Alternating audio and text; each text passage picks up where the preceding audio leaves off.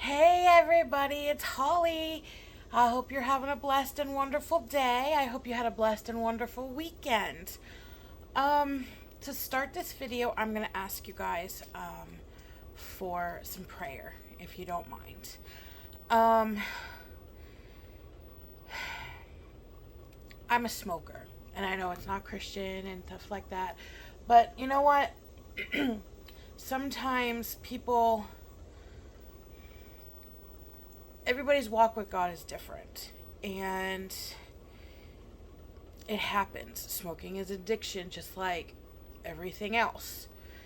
And the reason why I'm asking for prayer is because I am actively trying. I have been for the last week or so ish. And I've had some backsliding.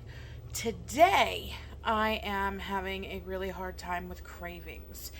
And I am, okay, it looks silly because I have to use a band aid to keep it on, but I am patching it up. You know, I have a patch on and I'm doing everything I'm supposed to, but just today, for some reason today, I'm having like I just want to rip the patch off and go get a cigarette. I don't know why. And it's not easy to just pray through it for myself. So, just could you guys pray for me for that? I'd be happy to pray for anybody who has any needs that they have. Of course. But yes, there's people's walks are different, and people come to things in their own time. And you need to love somebody. In case you don't know this, you need to love somebody where they're at. Because that's what Jesus did, okay? You need to love somebody where they're at and love that whole person. If people didn't do that for me, I wouldn't be where I am today. Especially with what happened 5 years ago. If I did not have people in my life to love me through the pain and everything that I was dealing with, I would not have been able to find the strength to get better and to do better and to, well, I'm not saying that things are ducky dory now, but let me tell you something. Compared to where I was 5 years ago, guys,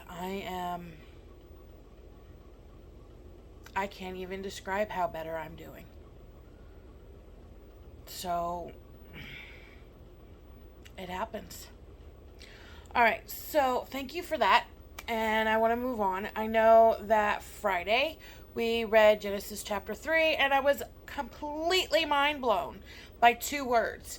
I told my dad when we were talking about it later that if this was Sesame Street or something like that, the word of the day would have been width and intensity. So,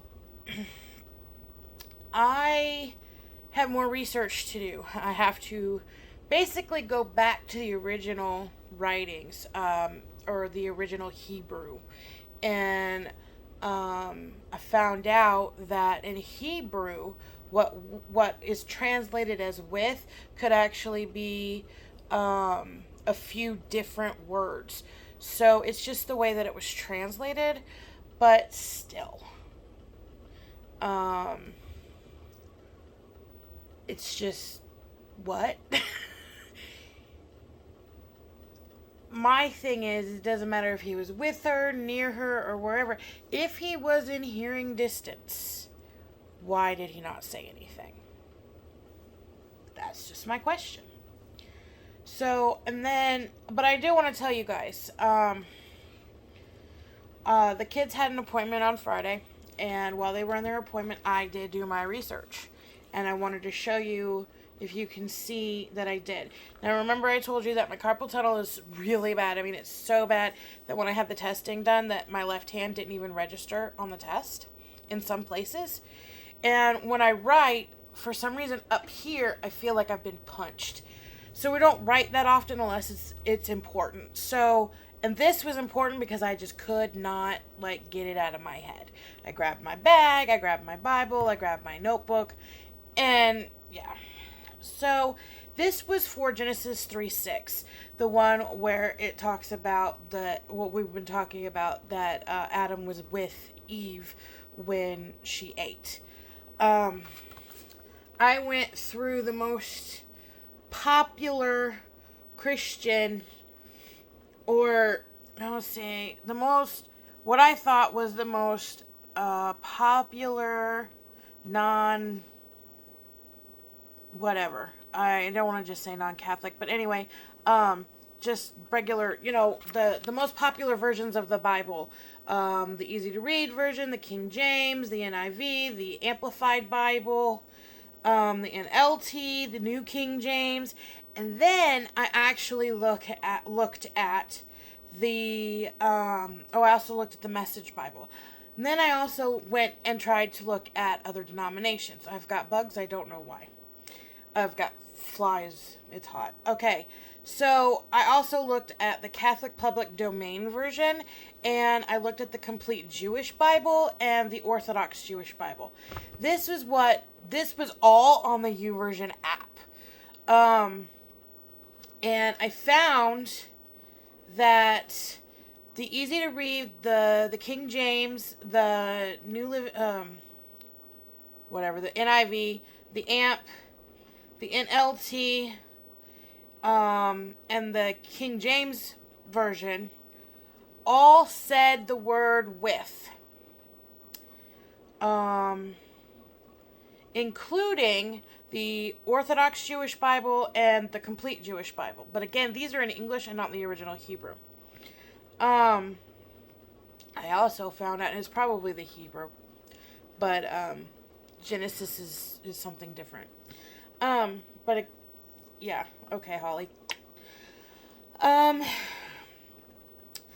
The only two versions that I looked at out of the 10 that I looked at, I would have done more, but my hand was hurting, as you can see, with the arrows, and I stopped writing quotes, and I had a migraine, so this is the best that I could do. I'm sorry I couldn't do more. The Catholic Public Domain version and the Message Bible, it cuts that all the way out. It says, and she gave to her husband who ate. Doesn't say that he was with her, he was near her, nothing. So, it doesn't matter if he was with her, near her, even if he didn't hear the conversation. Did she really just go up to him and say, eat this? And he ate it? Like, he didn't know? Did he not see the serpent? This baffles me, and I want to understand why, But, and it's not to rewrite history or anything like that. Oh, it's women's fault, I don't really care. It never bothered me before. And it still doesn't. It's just, everybody has an accountability for their actions and what they do. And Adam had an accountability to himself, which is why he also was punished. And when I was talking to one of my friends, the one that spiritually spikes me, and tells me that I'm a Christian, I act like it, or I'm a woman of God, act like it. She brought up an interesting point. She said, what would have happened if they didn't hide themselves? What if, when God called to them, when they knew that they were naked and they were hiding, and God called to them and they just told them what had happened and repented? What would have that looked like? It's just another perspective and another thing to really think about, to deepen your whatever. I'm sorry, I got no word. But what was, yes, eating the apple was the sin, but what was the greater sin? Was it, would the greater sin have been them lying to God, to not just, coming to him and repenting? Would they have been kicked out? Were they kicked out because of the apple, or were they kicked out because of the not wanting to repent? That's a very interesting point. And again, I'm need to figure out how we can make a discussion on this, because guys, we're going to read chapter 4 today. We're just chapter 4 of Genesis, out of what, like 66 books in the Bible, and how many chapters? Okay, I think Psalms has over 100. I know Psalms has over 100. I think it's over 150. I'm not really sure. Like I said, I've never read. There are some books in the Bible I have read from chapter 1 to the end of the chapter, to the end of the book, but some I haven't. And Psalms is one of those you don't read. I don't read. But anyway, that's a lot. I mean, look how big the Bible is, people. So this is just the beginning.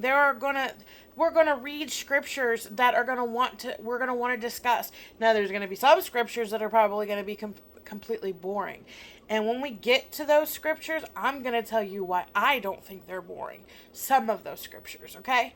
Because when I was starting to do this a couple of years ago, I got really, really excited at the boring parts, and I'm gonna tell you why when we get there. Because if I tell you now, it's just gonna be repetitive, because I'm gonna do it anyway. All right, so the other part that was mind-blowing was Genesis 3:16, when my Bible says that God told Eve that he would intensify her labor, and that brought out questions for me. Now, I went through all the verses, but again, after doing that for with my limited capability right now, I know it sounds like an excuse, but I wanted to do something and address this instead of just going on about our reading today. I still question, even though the different versions are different. The easy to read version says, "I will cause you to have much trouble when you are pregnant. And when you give birth to children, you will have much pain." And then King James Version says, "I will greatly multiply the sorrow I will greatly multiply thy sorrow and thy conception. In sorrow thou shalt bring forth children." Now, God spells things out for the most part. He doesn't leave, from my interpretation. He tells you flat out, this is what I don't want you to do. Okay? So, or whatever. He says it. That's just my perception. And I still question, doesn't matter what the version is, the way it is worded and the questions that surround where, I don't know, I don't remember if Cain and Abel were married or not. I don't know that one. Seth was married, obviously, because that's where we came from. But what I'm wondering is where did his spouse come from? I know that they had more than just Cain, Abel, and Seth, but the way, again, my perspective, the way this is written was, did she give birth in the garden? I really, really, really want to know. I really want to know. Anyway, wow. I took much longer to do this than I had thought about. So maybe I'll post 2 videos today and end this here and say, if you're friends with me and you want to start a discussion, you know what platforms I'm on, and let's have a discussion. I would really enjoy that. For those of you who don't know me, hopefully by the time you're reading this or watching this, or you were found me through a friend, maybe that friend can whatever, we can get together, we could discuss it somehow, some way. I mean, it's 2021. There's all kinds of different ways to to discuss things nowadays. So I'm really, really interested, and I don't think that the continued reading is going to really stop me from being interested in this subject. So I don't care how long it is. If you're first reading this and I've posted this like a month ago or 2 months ago, I still want to talk about it, okay? All right, guys, I'll see you in the next video. Love you.